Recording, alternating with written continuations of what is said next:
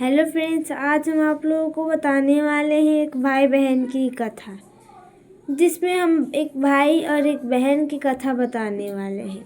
तो आप लोग वीडियो को लाइक और चैनल को सब्सक्राइब ज़रूर कीजिएगा, क्योंकि जो कथा कहता है और जो सुनता है और जो हुंकारा भरता है, उसके लिए माता जी कभी अपने दिल की दरवाज़ा कभी बंद नहीं करती है। तो चलिए हम आपको एक कथा सुनाते हैं। बात कथा में ये है, एक ब्राह्मण रहता था। उसके एक पुत्र और एक पुत्री थी। वो ब्राह्मण एकदम निर्धनी था। उसके पास एक खाने के भी लाले पड़े हुए थे। अगर वो आज खाता तो कल के लिए उसके लिए चिंता लगी रहती कि कल भोजन में क्या होगा और मेरे पुत्र पुत्री क्या खाएंगे। ऐसे सोचकर वह अधिक से अधिक मेहनत करता, तभी भी उसके लिए एक वक्त का रोटी जल्दी नहीं जुड़ पाता था। उसकी पत्नी जब छोटी बच्ची को जन्म दी, तभी स्वर्ग लोक को प्राप्त हो गई थी। उस ब्राह्मण के लिए बहुत ही कठिन था अपने दोनों बच्चों को पाल पोस के बड़ा करना, उसके बाद पाठशाला भेजना। पाठशाले में जितना खर्चा होता था वो उसे उसके महीने के उतना खर्चा भी नहीं होता था। उतना खर्चा उस स्कूल के बच्चों के लिए हो जाता था। वह निर्धन ब्राह्मण इतना कठिन योग पा रहा था कि एक दिन खाता और एक दिन अपने बच्चों के लिए सोचता कि आज तो हमारे बच्चे छोटे हैं तो हम ऐसे खा रहे हैं, लेकिन जब हमारे बच्चे बड़े होंगे तो हमारे बच्चे कुछ काम करके और हमें खिलाएंगे। और वह ब्राह्मण अपनी पुत्री को ज़्यादा नहीं मानता था। वह बस अपने पुत्र को प्यार करता था और अपनी पुत्री को सोचता था कि ये तो दूसरी घर पे जाएगी, इसको सरकारी विद्यालय में पढ़ा देना है और इसको भेज देना है। ऐसा ही सोच के वह ब्राह्मण कहीं भी जाता तो अपने पुत्र के लिए कुछ भी मिठाई या कपड़े लेकर आता था। अपनी पुत्री के लिए कुछ भी नहीं लाता था। उसको अपने पुत्र को भोजन देता था और उसका जूठन अपनी पुत्री को दे देता था। उस पुत्री को पूरे घर का काम करवाता था। 8 साल की उम्र में वो बच्ची इतने काम करके थक जाती थी। फिर वो बोलती है एक दिन, पिताजी दिवाली आ रही है, मुझे भी नए कपड़े और पटाखे दिलाएंगे ना। उस दिवाली को आपने भैया के लिए नए कपड़े और पटाखे तो दिलाए थे, पर मेरे लिए नहीं कपड़े और पटाखे कुछ भी नहीं दिलाए थे। पिताजी आप अगली बार दिवाली में हमको कपड़े और पटाखे दिलाएंगे ना। इस वाले दिवाली में जो आ रहा है, उस दिवाली में मुझे भी मन कर रहा है पटाखे छुड़ाने का। तब वह उसका पिता बोलता है, चुप कर तू, और हाँ, पटाखे छुड़ा के क्या करेगी, और तेरे पास है ना पुराने कपड़े वो वाला, वो भी तो अभी नए हैं, पहनकर उसे दिवाली मना लेना। वैसे भी तुम लोगों को दिवाली मनाने का अधिकार कौन दिया है? लड़कियों सिर्फ घर में चूल्हा चौका करते हुए अच्छी लगती है, ना कि दिवाली मनाते हुए। ऐसा कहकर उसका पिता काम पे चला जाता है। उसका बेटा स्कूल तो जाता था, लेकिन उसमें पढ़ता नहीं था। दिन भर लड़कों के साथ घूमता खेलता और फिर घर आ जाता था। ऐसा कुछ दिन तक चलते रहा। फिर उसकी पुत्री स्कूल में पाठशाला में नहीं जाती थी। सिर्फ वह जाती थी बाजार जब, तो पाठशाले की जंगले की तरफ से झांक कर जो शिक्षक पढ़ाते थे उसे सुन लिया करती थी। एक दिन की बात है, उसे एक रास्ते पे एक बुक मिली जिसमें सारे पाठ्य पुस्तक के बारे में लिखा हुआ था। उसने उस पुस्तक को उठाया और उसे गोड़ लाग लिया। प्रणाम करके उसे अपने घर लाई। दिन भर सारा काम करती और रात को उस पुस्तक में पढ़ती। उसका भाई विद्यालय तो जाता था, लेकिन दोस्तों के साथ मस्ती करता, घर पे आके फ़ोन देखता और सो जाता था, खेलता था, सो जाता था। लेकिन वही लड़की दिन भर काम करती, रात को पढ़ाई करती और फिर 12 बजे के बाद 1-2 बजे सोती और 3 बजे उठ के सारे घर की साफ़ सफाई करके फिर खाना पीना बना के अपने भाई को लंच देती थी और खुद काम में लग जाती थी। अपने पिताजी को नाश्ता देकर वह चली जाती थी। एक दिन दिवाली का दिन आया। उस दिवाली के दिन उसके पिता ने अपने बेटे के लिए तो कपड़े, मिठाइयाँ, पटाखे तो लाए, पर अपनी पुत्री को कुछ भी नहीं लाए। और जो उसका पुत्र मिठाइयाँ खाया, उसमें से जो जूठन बचा था उस अपनी पुत्री को दे देता है और कहता है कि लो, ये खा लो, तुम्हारी दिवाली का तोहफा यही रहेगा। उस पुत्री ने उसकी रोने लगी और बोली, पिताजी आज के दिन तो एक लड्डू दे दो हमको, आज मुझे बहुत मन कर रहा है। हमारे सारे सहेलियां हैं जिसके पिताजी बहुत मानते हैं और हमारे पिताजी नहीं मानते हैं। आप ऐसा क्यों करते हैं पिताजी? आप हमें भी एक लड्डू दे दीजिए ना। ऐसे कहकर वो लड़की बहुत रोती थी। देखते ही देखते उस ब्राह्मण की पुत्री और पुत्र दोनों ही बड़े हो गए।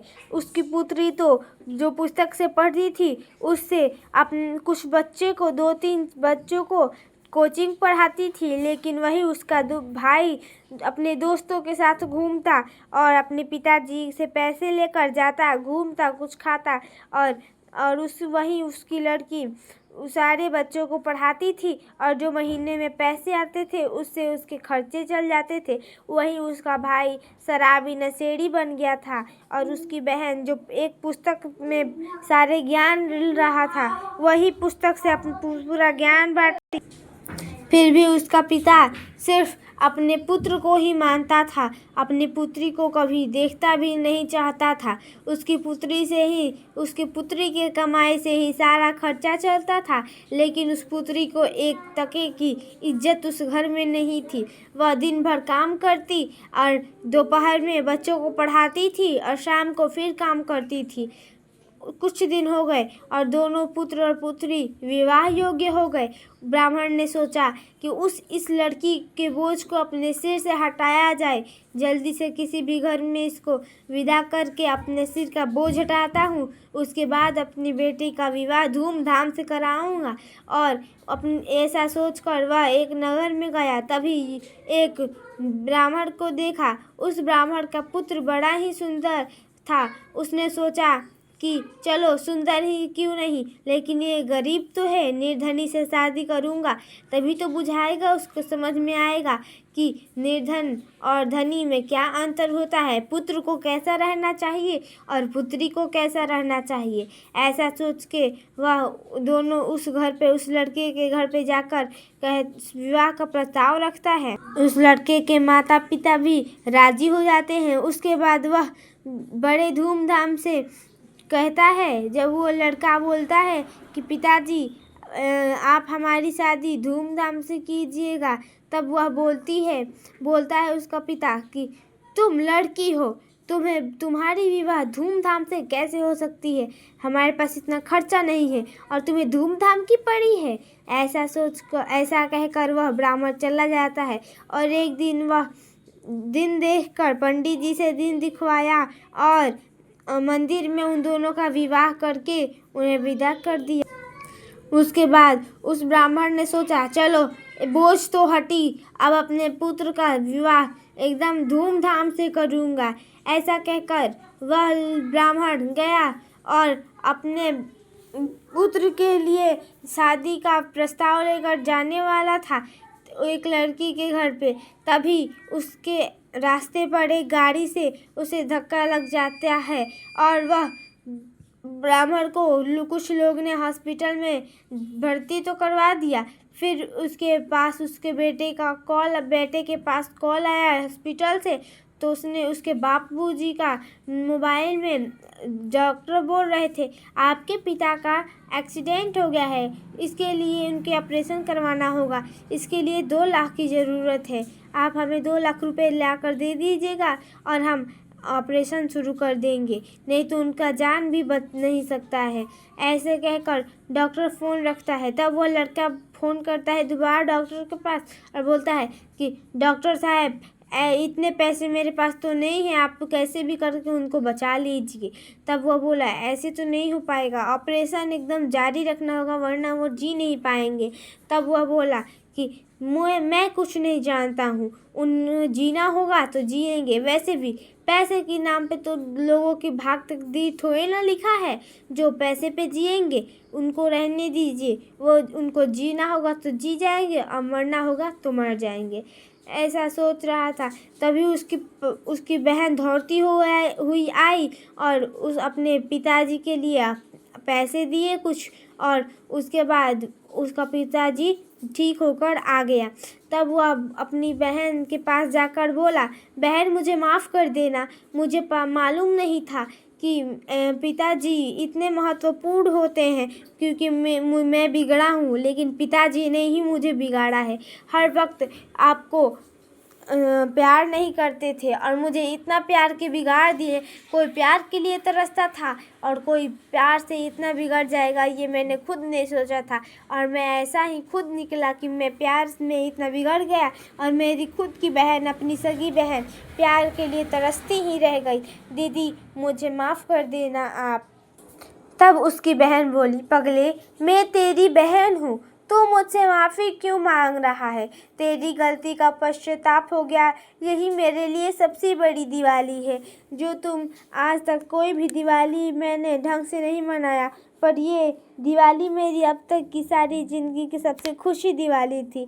और भाई बहन का रिश्ता माफ़ी और नफ़रत से नहीं होता है। भाई बहन का रिश्ता एक ऐसा धागा का रिश्ता होता है जो किसी के तोड़ने पर भी नहीं टूटे। और पिताजी ने तो हमेशा हम लोगों में भेदभाव की, और उन पिताजी के साथ साथ तुमने भी हमें भुला दिया। अब हम आपके लिए जितना भी किए, हमारे लिए ये सिर्फ़ एक इंसानियत थी।